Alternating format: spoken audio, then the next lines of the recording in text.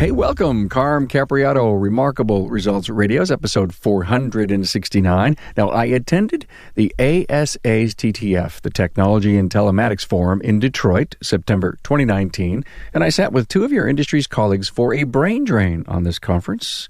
Get ready to get your geek on. The other thing, too, I have to add, which I thought was fascinating, was the level of testing regarding what could be a lot of noise and cybersecurity.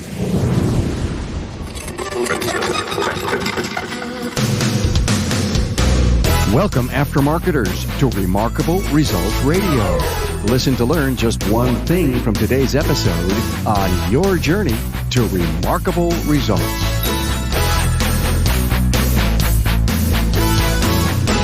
Hi, friends. Carm Capriato here, the Aftermarket Podcast Guy. Remarkable Results Radio.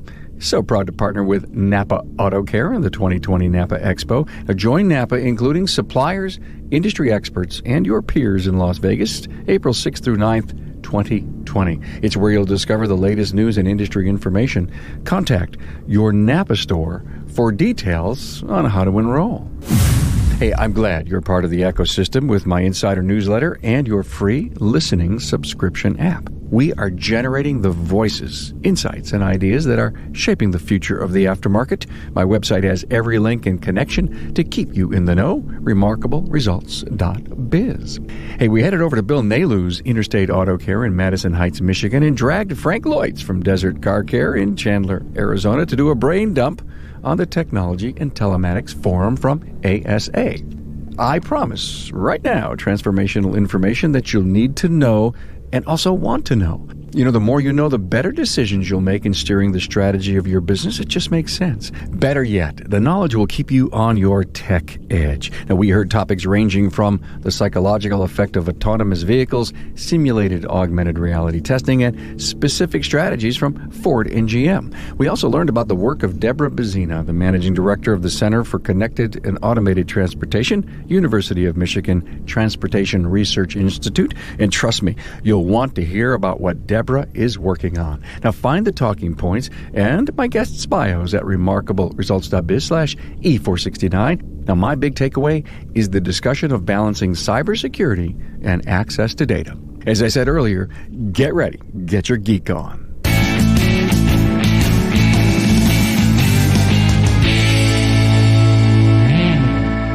Hey, a warm welcome. I don't even know if it's a warm welcome because it's, I'm in Detroit. For Detroit, it's warm. It starts to snow here 65. Any day now. Go Tigers. Yeah. Hey, I am with two great friends of the podcast and actual great friends. It's Bill Nalu from Interstate Auto Care here in Madison Heights, Michigan. Hey, Bill. Hey, everybody. We're in Bill's beautiful, unbelievable, beautiful lobby of his great business. I finally had my first official tour. Beautiful place. It was an honor to have you guys here. Yeah, great. And the reason that I'm here in Detroit is we attended, there's a whole bunch of us that attended the ASA Technology and Telematics Forum. Also with us on mic number 2 is Frank Leutz from Desert Car Care and Wrench Nation. Hey, Frank. Great to be here. Bill, your place is amazing. I remember coming out here when you were kind of remodeling, and I was a little nervous. Yeah. And now I come into your Taj Mahal. Yeah, it's beautiful. And I'm impressed, man. Good job. We're still working on it. You know, it's always a perpetual thing. Always a work in process.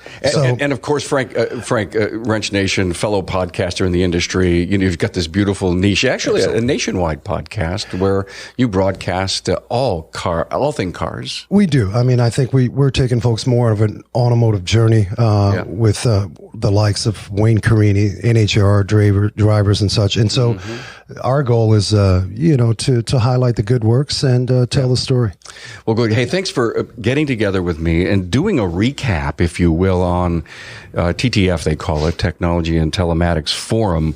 I was pretty damn impressed with what was going on with the panel. And I want to cover some of these things, and I want to get your reaction. First up yesterday, that was hanging out with with our legislative assistant, Bob Redding, was Deborah Bazina. And she said some things that really kind of blew me away, that in Ann Arbor, there's 2,500 vehicles in autonomy testing. Is autonomy here or not? we've got a lot of room to learn and to test software and to write code. And she works for CCAT, the Center for Connected and Automated Transmissions. She talked a little bit about vehicle communications, a little bit about 5G, CV to X. She talked about the 50 state laws. I mean, if you weren't there, you missed all this great stuff.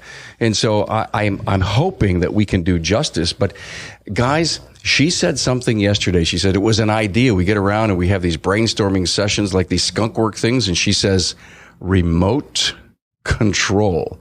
And everybody in the room looked at each other and said, where's this going? You remember what she said? Well, I was thinking the whole time, that's Area 51 of autonomous. I mean, that's the secret, like you said, skunk work type projects.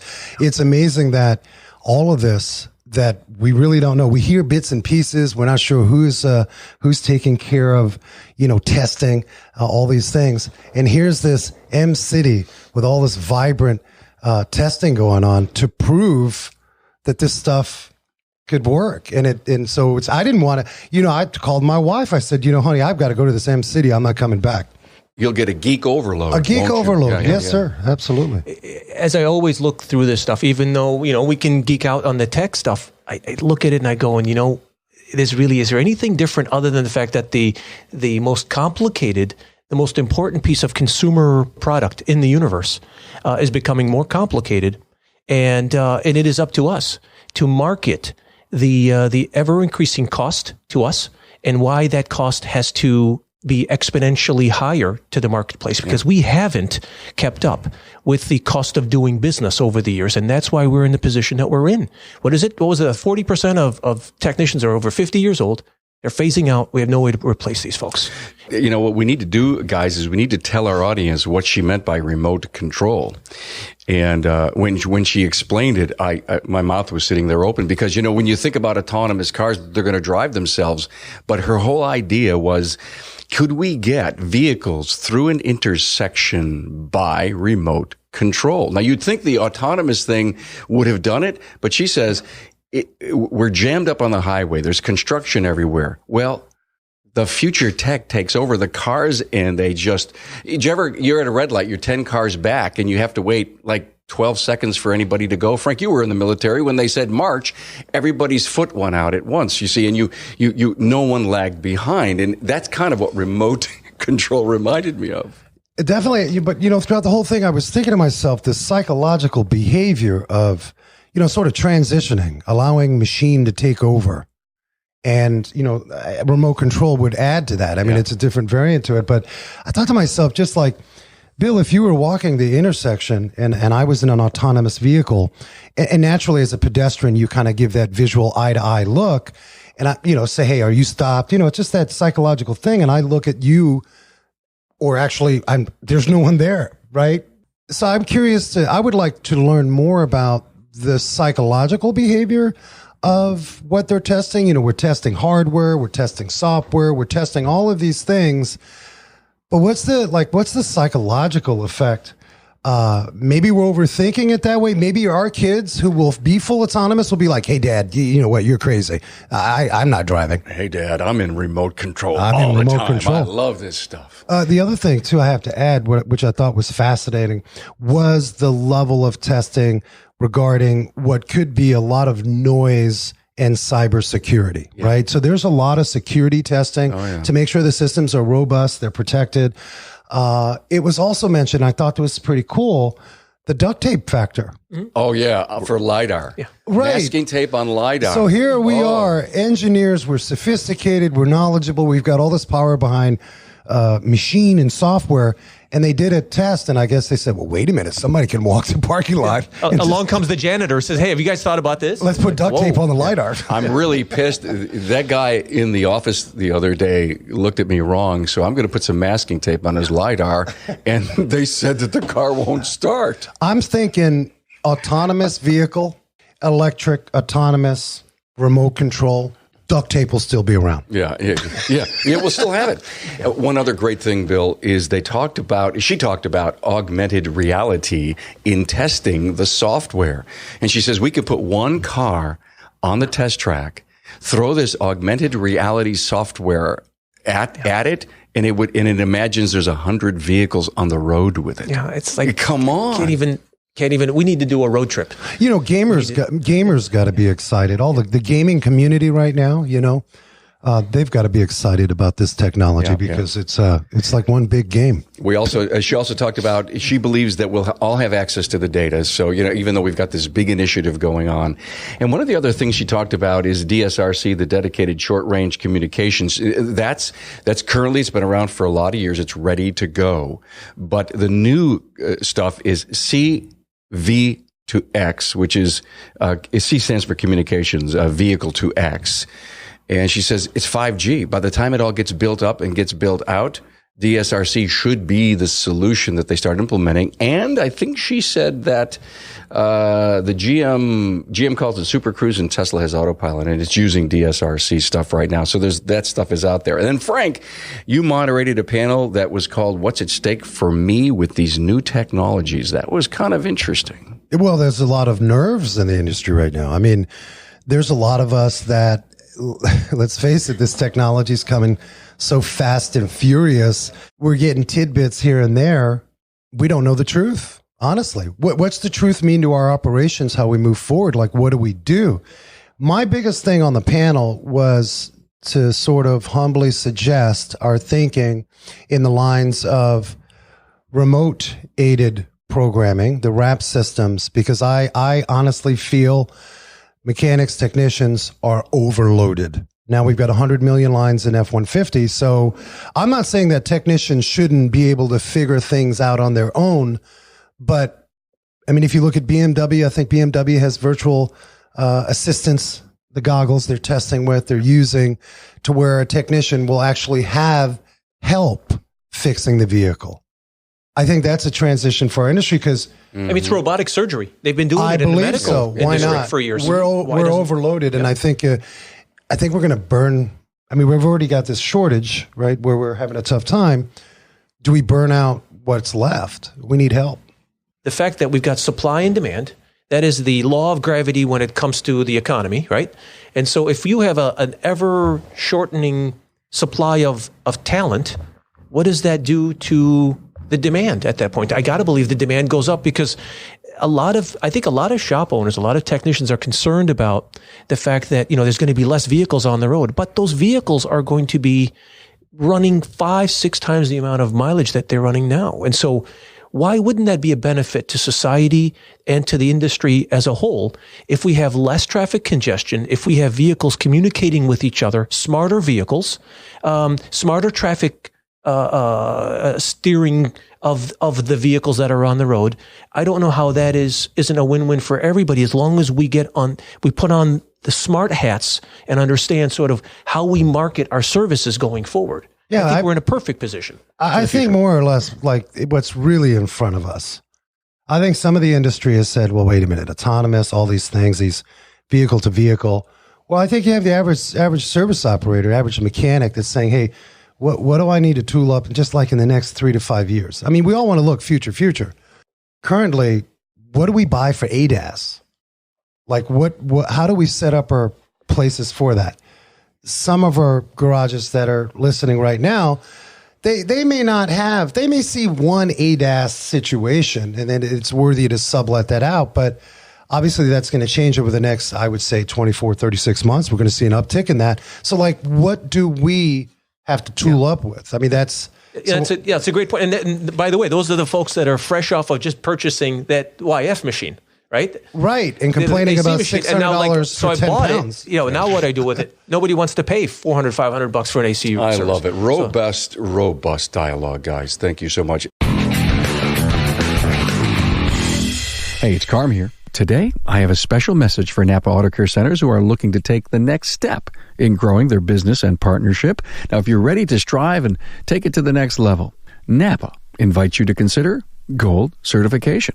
Gold Certification is a premier tier of Napa Auto Care that recognizes repair shops with a higher level of participation in the Auto Care program.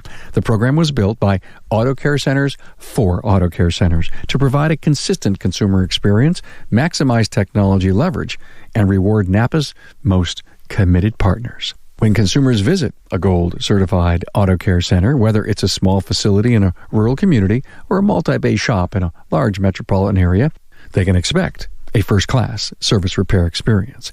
This includes a well-trained staff using today's technology and quality Napa parts in a comfortable, up-to-date facility. Customers at Gold-certified shops will also enjoy an extended parts and labor warranty, valuable saving opportunities, along with access to credit to pay for needed repairs, and a whole lot more. Here's what you need to qualify for the program. First, you need to be an active auto care partner for at least 12 months and have a steady business presence in your market for at least 2 years. Then, to become Gold certified, it's necessary to meet specific requirements, chosen because they create the most consistent consumer experience and proven to generate the most significant results for auto care centers across the country. Some of these include using digital vehicle inspection, having at least one ASE Master Certified technician, a co-branded exterior, and offer consumer financing through Napa Easy Pay. You must also be an active member of a business development group.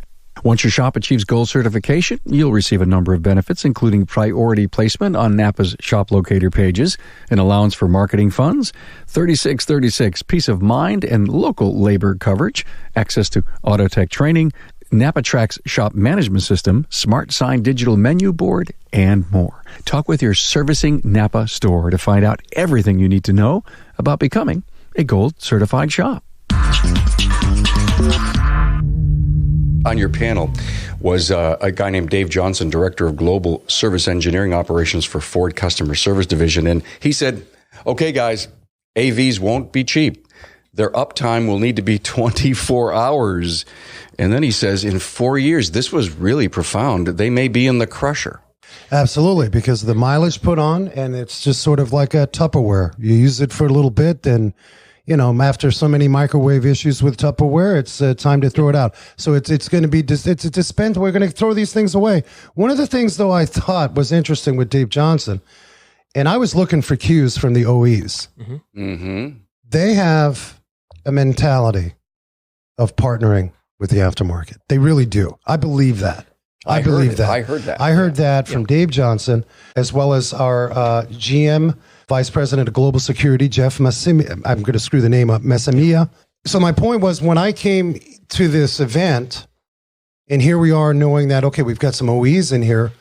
Here's the aftermarket. Of course, we had the Auto Alliance sponsoring the whole deal, which was awesome for ASA. Yeah. There was a collaboration and not, we'll get back to you on it. Yeah. Dave was one of my favorites, and because he reaffirmed what I know to be a fact, and that is that we understand that we service 7 out of 10 vehicles out there, and why it is that some of the OEMs think that by locking our information, ability to be able to get information out, that somehow they're going to sell more vehicles. They are sadly mistaken. No one there said that this was going to happen. Yeah. Everybody, even that worked for the OEs, knows. I mean, why would they be doing this for the independent aftermarket if this was a dead issue? Yeah. Don't you think the corporate strategy says never go out and speak about this? So, Frank, Jeff Massimia, the VP of Global Security at GM, says GM's strategy is future zero congestion, zero emissions, and zero crashes. And he was really big in the cybersecurity thing. And he said, hey, we need you aftermarket guys here. Bill brings up one of the best points that I've heard you say over and over and over again.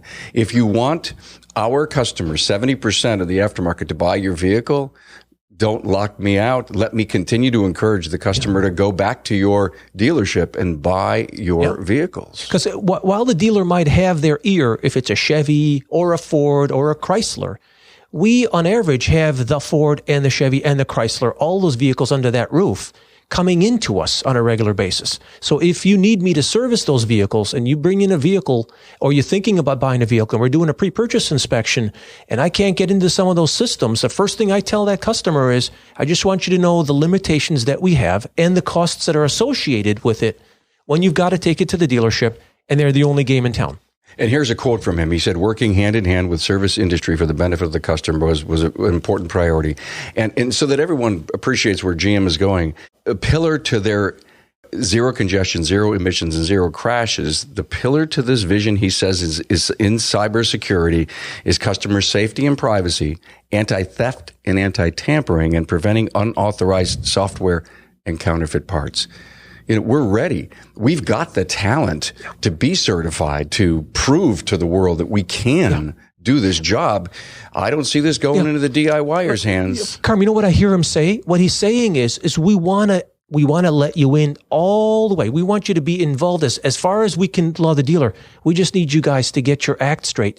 And what I'm hearing him say is, we as an industry need to get together with those that can help us enforce regulatory pressure on market forces that don't allow us to be able to do the jobs that we need to do properly. And so if it means that locking out the Craigslist mechanic on the road, that maybe it's a matter of us sitting down. Maybe it's the ASA and ASE coming up with a national standard, national certification process and saying, this is what we call a technician that can work on a hybrid vehicle. This is what we call a technician that is able to get into the data stream of this vehicle. Somebody who does not have Microsoft certifications doesn't get into this part nor that part. And I think if we embrace that, if we lead the charge, if we're sitting at the table and we're the ones having this conversation, we're the ones leading this conversation, we're the experts, we're the ones that should be heading this. Instead, we're sort of waiting there, reacting to what comes down from Mount High in DC. This is my fear, right? So we, as an industry, we have some say, but the money, the power behind the money, the lobbyists amongst the app economy. So I'm not knocking Turo. Turo was in-house. Oh, they were. Invited guest. You can, Turo, you can order a car of your flavor. You can get whatever you like, from a Volkswagen to, a high-end Audi.